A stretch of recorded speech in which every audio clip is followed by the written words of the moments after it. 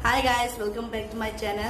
I'm back with another video. So ngasi di aina to doise call prank to prank call prank khang de sa boy aina khoi mana bi sing to ne ba ko khoi ji ka da su do ngang de ki to ba ho re ba ni ngang khoi asam university ki ngang notice ma thoye ba ni exam ki maram da do ma bi whatsapp ga pai ba ni notice to khang de ba do aina ngang hai re ma onda ai de khoi mana bi ang ko ne pullaga khoi ni na ma onda prank to yo ne da ma onda hai ba khoi na exam date 15 de horani asi date 11 na hai hoti talai do date 15 de horani ne asi date 11 asi date 12 ko sana 12 me do hai do ma pakat kre ba mandi pending do mga notice ma asam university ki website e notice ma jing jane ba do ma phone to hai re apre mana mi do hai notice to smart mai ni exam ki maram da te kai kan do da phai na si apre na si hai ba apre na hai ba ma si sara de ka da phone to ra hang ra hai re kai. So before we start the video, please don't forget to like, subscribe, and hit the bell button. So hoji khawrasi video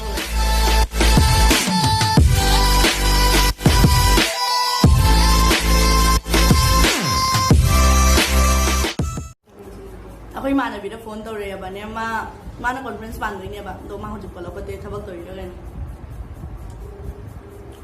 kaina volume le sire hoji call ko isa ka beauty do ne nakuti dana ho jemi ato pa daw ina tawraga kana daw siya pata ko cari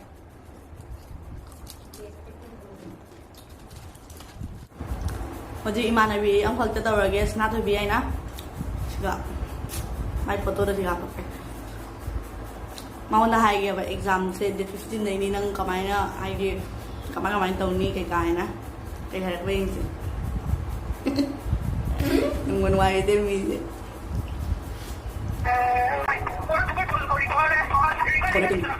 sino ako tatadi lang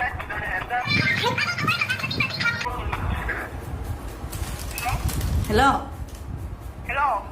oy nang tara ba exam ki pa nang notice to yung driba aha do na te ama tho bani 15 dagi exam 15 address 16 dai ayo nang ka je lu ga ai si ba da ri tum ta na ai Ina. ma no ke dar ta tho ki ni mo tri ba ah ding ri lo kai exam ma ke ai 15 dai kai o ni ro wi khang de rutin do ngasi heng je thok ne horen chanda da ka thok da ga no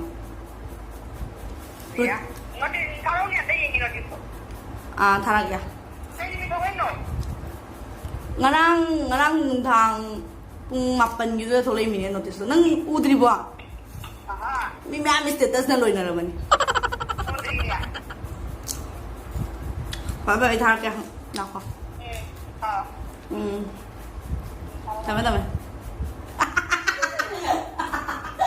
chăm ta gì nó ai mà on đam ta tha gì á ai mà on tha cái này bà là một chiếc call tao xí আপনি call কৰি থকা ব্যক্তিজন অন্য এটা কলত ব্যস্ত হৈ আছে আপুনি অপেক্ষা কৰক mình muốn đằng gì đó không được কিছু সময় পিছত কল কৰক hello'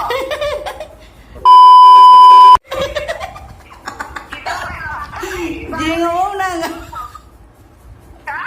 gì ngon năng ai gì đi về đây cái năng mìnhจะสามอะไรกันจริงเลยไอ้คนเลยป่ะไอ้เนี่ยขาดสิว่าอะไรไอ้ไอ้ก็ต้องให้เชื่อนะดีโดยเนี่ย ôi má năng chăm mà đến thật gì nó phải tầm mấy sau nữa โอ้ย thật ta aku gimana ba malay ba mangonda hana to mangonda wala to raga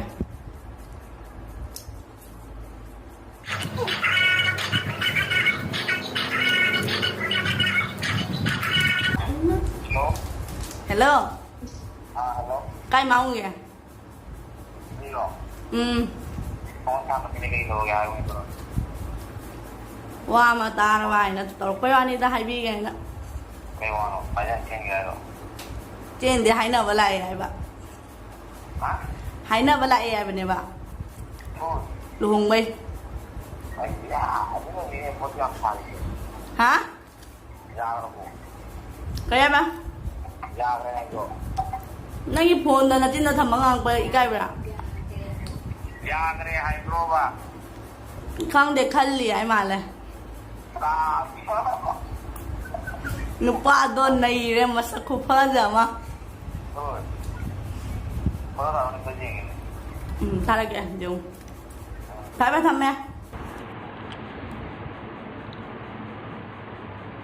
Namai nó trông có lần nhiệt cái này.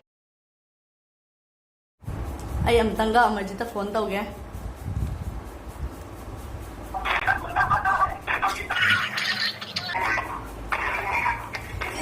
Cái này đi.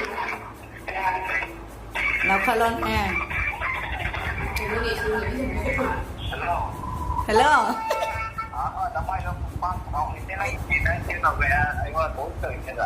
Nó không ai ta chơi đi nó tôi đi này ngất cười.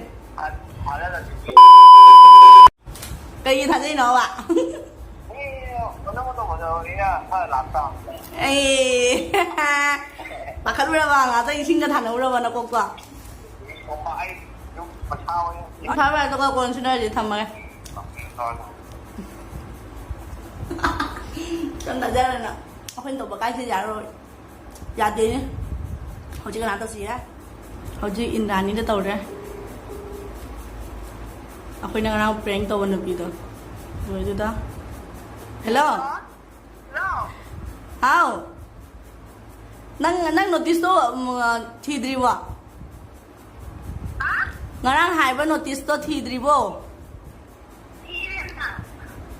Thi tu tu nanti ni ama nang kavita dah ama hai tu nanti ni.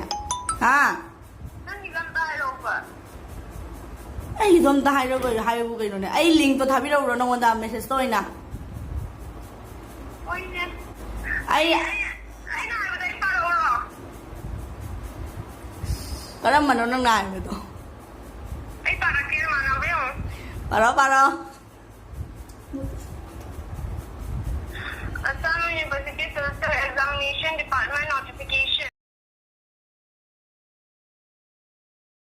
The FBI are all aware that the DPS on semester examination which was scheduled in the month of May 2021 has been postponed to notifications or the department. Lôi ra bao? Lôi ra bao? All principals of the affiliated No, God, please, no, no. Tôi là tin này nè, capital là thay mà đồ, nó ông ta capital là conference pa luôn nè, ai gì đây giờ rồi, ông ta pa luôn giờ tăng nhang, chưa cân bạc rồi. Hello. Oi, Indra ni tu nang ngarang notice tu hai dra. Ama exam 15 day tu.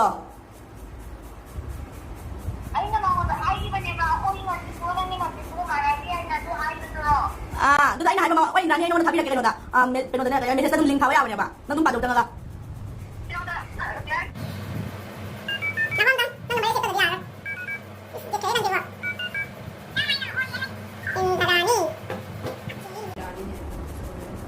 WhatsApp tu kadang. Ay, mamay number sini tentang qua. Ôi, online cái này cơ. Đi thôi. Dạ thì cô phải nặng em bay đến lấy vào bay đâu mà. Ay, tôi đi photo anh thả lại cái qua. Cái nó notice tôi anh thả lại cái ba.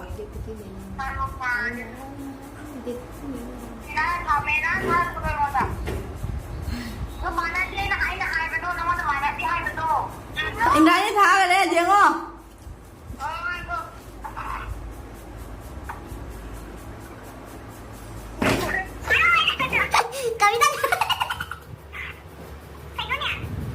Ôi nó căng gì nó nô này ra đây prank to successful rồi đấy. Indra ni line dia lai wang aku.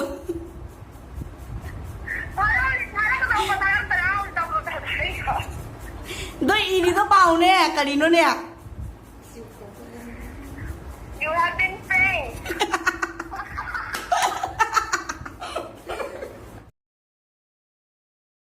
Drop the bass.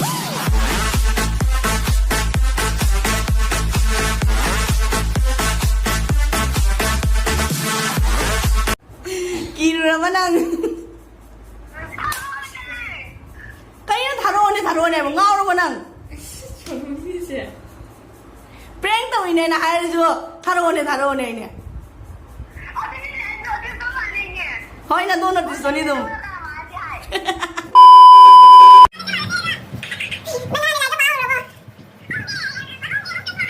Tôi xuống mà đi khẳng nhận nó đang bật trên bài dong. Đặt đấy, bây giờ đặt đấy. Nó đi xuống nó ai thầm mà cái ngắn này tao cái. Prank से successful हो रहे पुनः मरी मग successful हो रहे तो कोई चीज़ आई भी तो वो तो करा चीज़ आई भी तो वो prank video clip तो यार हम रहे पुनः मैं हमारा भी भाई आदि video से मत आगे तो लसन जा रहे मैं हमारा भी नो मैं video से enjoy तो भी रही like तो भी रमो लोग subscribe तो भी रमो subscribe की मनाक तो बेल बटन ने बड़ा सोकिंग भी रमो मथंग दमो नरसी bye bye